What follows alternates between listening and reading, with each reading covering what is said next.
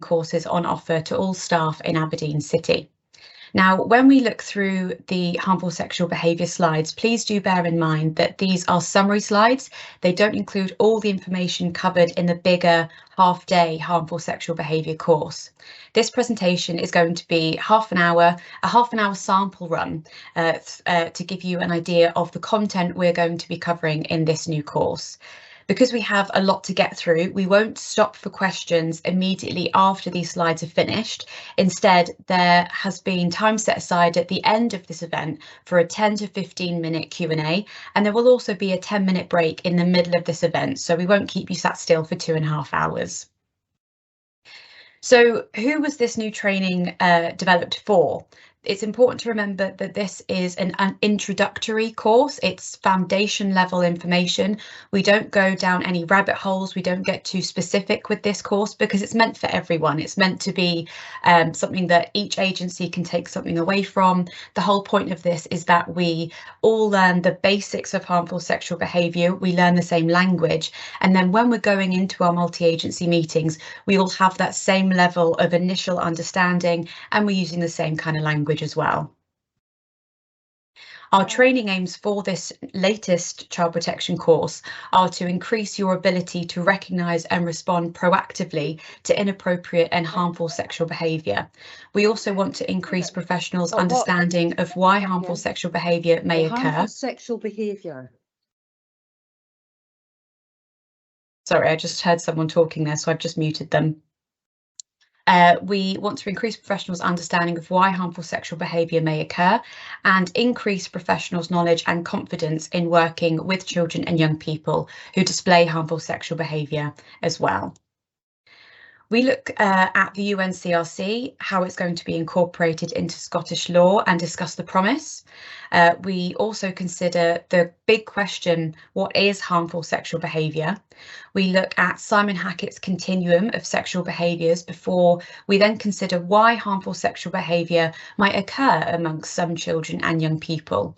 Later in the training, we look at the effects and the impact of pornography, because exposure to pornography is increasingly being identified as a contributing factor in the emergence of harmful sexual behaviour amongst children and young people. We also look at technology-assisted harmful sexual behaviour, where offences are committed online.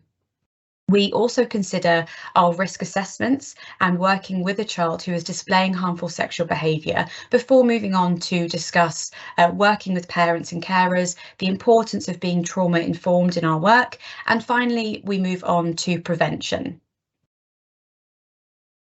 So this slide is in the actual harmful sexual behaviour course, and it's also important to put it in this summary version of the training as well, because it's important to remember that in this summary course we still look at some pretty serious behaviour. So I just want to remind everyone it's okay to step away. If there is a slide that you find particularly upsetting, you don't want to hear, please do take a break. It's absolutely fine. But it's also important to remember that because of the kinds of things we're going to be talking about, it's natural to sometimes have quite a negative reaction or get negative emotions stir up when we're talking about what we're talking about. But it's really important to remember that we are talking about children, often with unmet needs and experiences of trauma. So just to kind of bear that in mind when we look through some of this material. So near the beginning of the training, we look at Brooke's sexual behaviour traffic light tool. We discuss the range of common and healthy behaviours that occur at different developmental stages in children. When a child or young person behaves in ways considered to be outside of this normal range of behaviour, their behaviour can then be called harmful because it is potentially harmful to themselves or others. This tool provides a highly visible, multi-agency friendly response that helps professionals to identify, understand and respond appropriately to sexual behaviours in young people. One of the benefits of this tool is that it gives a framework for consistency in understanding and communication and helps to reduce the impact of personal or cultural beliefs on a professional's assessment. The diagram shown here shows different healthy versus unhealthy behaviours for young people aged between 13 and 17 that fall into different categories of green, amber and red. So with our green category displayed here, these are all showing pretty healthy, normal kinds of sexual behaviour that we could expect to see for 13 to 17-year-olds. So we would look at things like solitary masturbation, sexually explicit conversations with peers, that kind of stuff, all normal for this age range. Then we move on to slightly more concerning amber category, where we have a child or young person who is potentially accessing exploitative or violent pornography. They may have uncharacteristic or risk-related behaviours like a sudden change in dress, withdrawal from friends, and mixing with new or older people. And then we move on to our red category, where we're seeing pretty harmful behaviour, really quite concerning. So for this category, we would see things like potentially a child or young person exposing genitals or masturbating in public. They have a preoccupation with sex, which interferes with their daily functioning. So it's a pretty useful tool to have in our toolkit when we're working with children and young people. We then move on to introducing Simon Hackett and his extensive research into harmful sexual behaviour. Hackett explains that children and young people with harmful sexual behaviours are a diverse group, and in many cases their sexual behaviours are merely one element of a range of predisposing experiences, underlying vulnerabilities, and presenting problems in their lives. In many cases, children and young people are at the same time both a perpetrator of abuse and a victim of harm. In one of the largest UK studies of 700 children and young people who had sexually abused others, Hackett and his colleagues found that 50% of these children had themselves been victims of sexual abuse, and 50% had also experienced physical abuse or domestic violence. When children and young people display harmful sexual behaviour, it's important not only to respond by taking steps to protect victims, but also to consider what support and protection these children and young people need themselves in relation to their own experiences of maltreatment. Later in the course, we look at this diagram, which comes from the work of Professor Simon Hackett and illustrates the continuum of sexual behaviours. Distinguishing between normal behaviour and inappropriate, problematic, abusive or violent behaviour is a very complex task that requires practitioners to have an understanding of what is healthy and informed consent and what is abusive and or coercive. As we have already discussed briefly, there is a range of common and healthy behaviours at different developmental stages. When a child or young person behaves in ways considered to be outside of that normal range, their behaviour can be called harmful because it's harmful to themselves or others. We can use Hackett's sexual behaviours diagram to further understand what normal versus harmful sexual behaviours can look like in children and young people that we work with.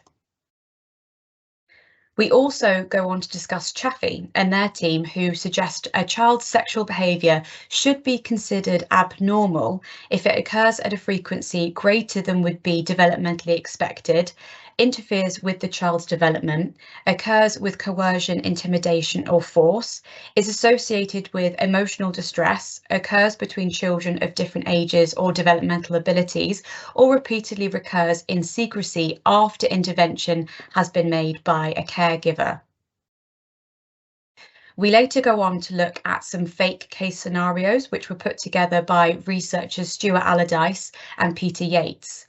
Attendees would be split into breakout rooms to consider where these different behaviours fall on Hackett's continuum of sexual behaviours, which we've obviously just looked at here. So normal, inappropriate, problematic, abusive or violent. So our first scenario in the breakout room activity is to consider this one. A passenger informs a bus driver that a 14-year-old boy is masturbating at the back of the bus. The boy has a moderate learning disability and does not seem to understand why the behaviour is wrong. This is the first time he is known to have done this. The second scenario is two 16-year-old boys have anal sex. This occurs in private and they are in a consensual relationship. One of the boys tells a friend who then tells a teacher. A 13-year-old boy has accessed videos online depicting the rape of adult women. He has persisted in trying to access this material despite parental boundaries and supervision, further to his mum finding out. Our fourth scenario is that of a nursery worker who finds a 4-year-old boy with a 5-year-old boy's penis in his mouth in the playground tunnel. Neither seem upset when the nursery worker intervenes and speaks to them about appropriate physical contact. And our final scenario involves a distressed 15-year-old girl who tells her mum that her 16-year-old boyfriend asked her to perform oral sex on him, and that when she refused, he got angry, took out a knife and forced her to perform oral sex on him. So we go into breakout rooms and we consider these different levels of behaviour by children and young people. So we would use Hackett's continuum to be able to identify which scenarios we think are normal, inappropriate, problematic, abusive or violent. And then we come back together and we discuss how we identified those, and we go through actually what the researchers Allardyce and Yates believe each of these behaviours to be and why. So it's quite a useful albeit difficult scenario to complete, to really start understanding how to use Hackett's continuum in order to then be able to assess and provide support to a child or young person that you're working with. Later in the training, we move on to discuss potential indicators of harmful sexual behaviour, such as regularly minimising, justifying or denying the impact of inappropriate behaviour on others, and making others uncomfortable by consistently missing or ignoring social cues about others' personal or sexual limits and boundaries.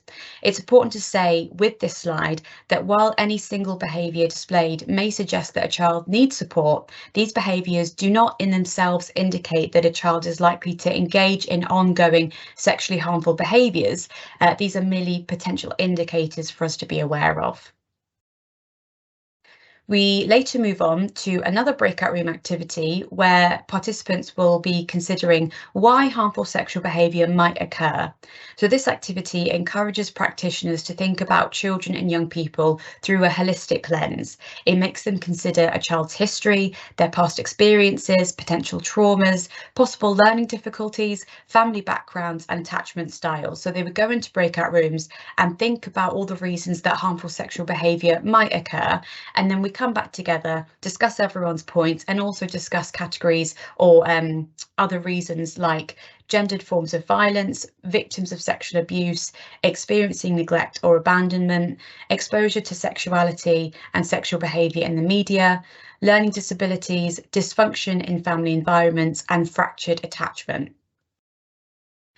In this training, we also look at why some young people with learning difficulties may be more likely to display harmful sexual behaviours.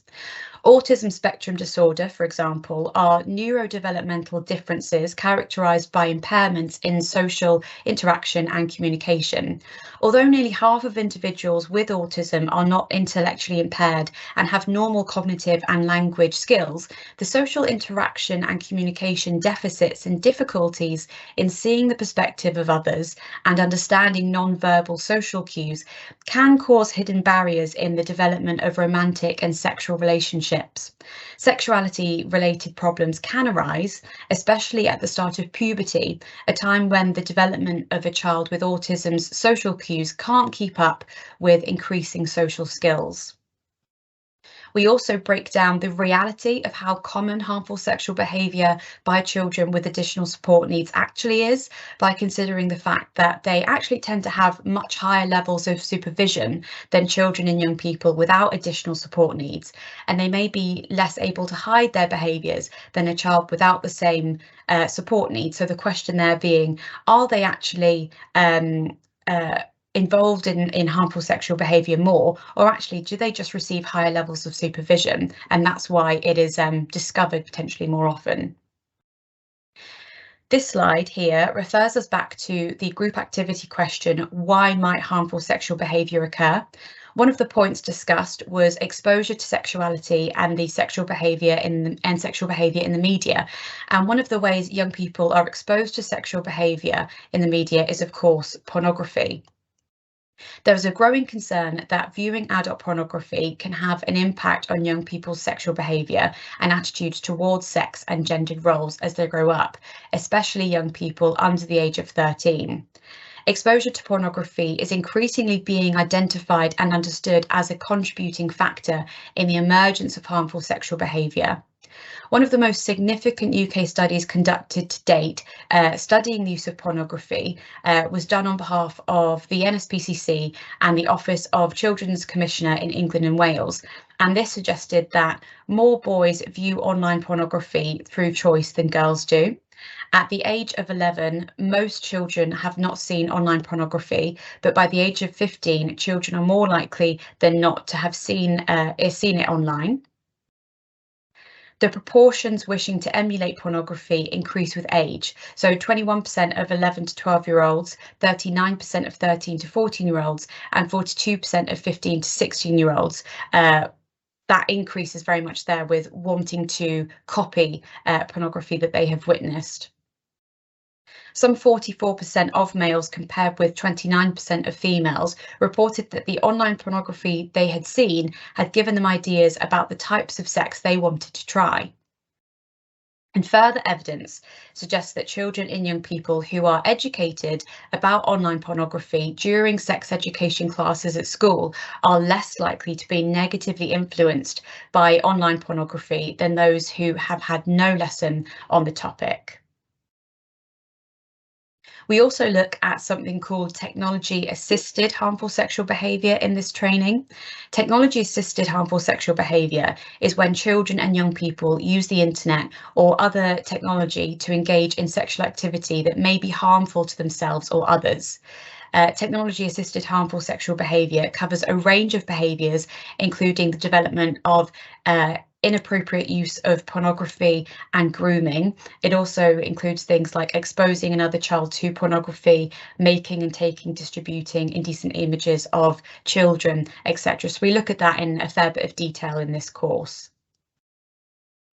In the second half of the training session, we remind ourselves of our national risk framework.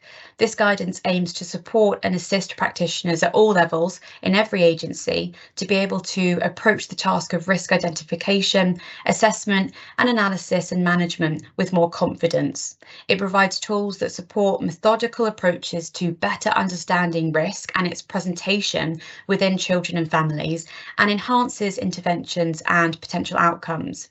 The framework itself is great because it's multi-agency friendly, helps us create a common language around risk, and helps us develop a common culture of practice. Then we go on to talk about how the framework supports practitioners to take a staged approach to assessment, analysis and risk management, and sets out a range of tasks and activities that can be undertaken within each stage. So it's just a good reminder to know about and use the National Risk Framework. In this training, we also cover trauma-informed training, like the importance of being trauma-informed in our practice.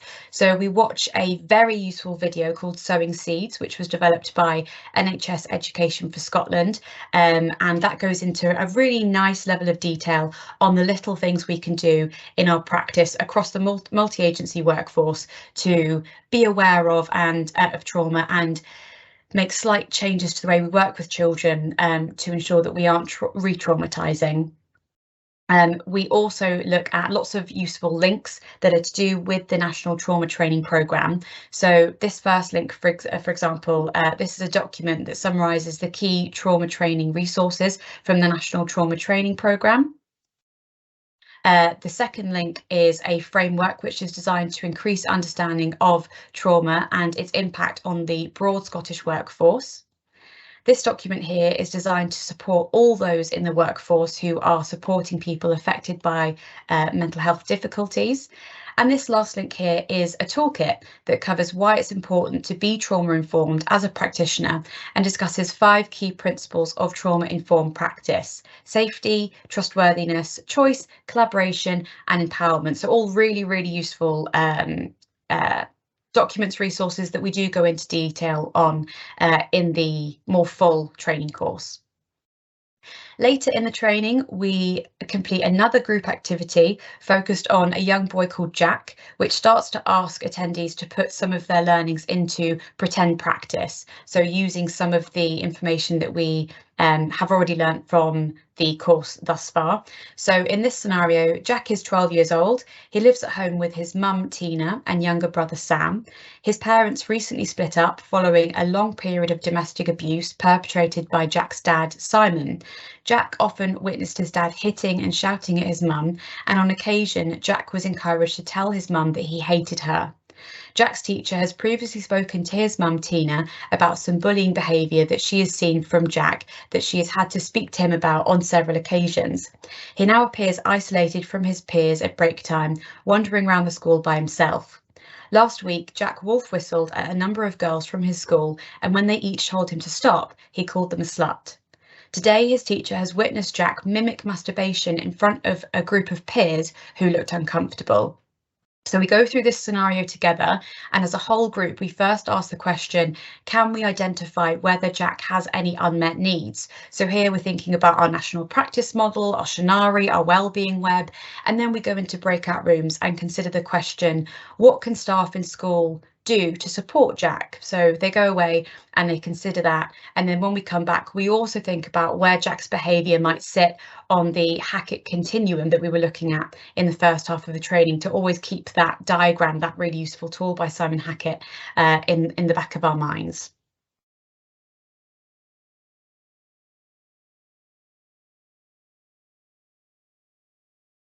Once all the groups have fed back on their answers, we go through this slide, which provides more information on how Jack's teacher and his school could support him. So we think about things like how the teacher could look at their health and wellbeing curriculum and cover what is appropriate or not appropriate with the class. For younger children, we might look at using that Pantosaurus video on the NSPCC website, or with older children, we might use the Relationships, Sexual Health and Parenthood website to plan a lesson.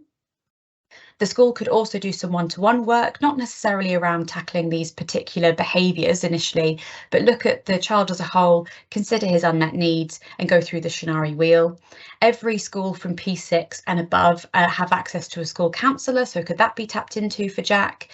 We also want to make sure that he knows who his trusted adults are, so he knows who he can speak to. Context social work, just to make sure that there isn't something we've missed, something else going on. We don't want to be that missing puzzle piece of Jack's wider world. And we also want to consider what his relationships might be like at home and have a discussion about what he may have access to after school. So are there any rules in place for his mobile phone use after a certain time in the evening? And what has he got access to generally? Is he playing lots of video games? Is he taking his phone to bed with him at night? All those kinds of questions are good to ask. We then asked the group this question, what would you do in your role if Jack's story happened in your setting? Which helps them really start thinking about applying learning in their settings and in their everyday practice. We then do another activity, but as a whole group, putting ourselves in Jack's mum's shoes. So we pretend to be Tina, thinking about how we might be feeling if Jack's school got in touch to tell us about some of his behaviours. And this allows us to move quite nicely into talking about working with families.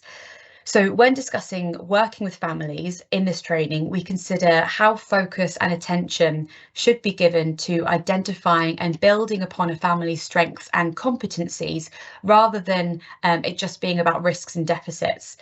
Discovering that a child is perpetrating sexual abuse can be a very isolating and difficult experience for parents, and it might lead to secondary post-traumatic responses, which professionals need to be aware of. This slide covers a strengths-based family support approach, which looks like this. And then we also consider the organisation Stop It Now, who provide really useful information for parents who are looking for support and advice in managing their children's sexual behaviour if they have a concern about it.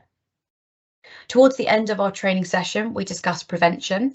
We discuss the best ages to start discussing things like consent and how your private parts are private, and go on to discuss what subjects should ideally be covered in school, like healthy romantic relationships, sexual consent, and the dangers of indecent image sharing as well. We finish up the training session by summarising our main learning points and reminding ourselves of what we can do in our own roles when we have concerns about inappropriate sexual behaviours.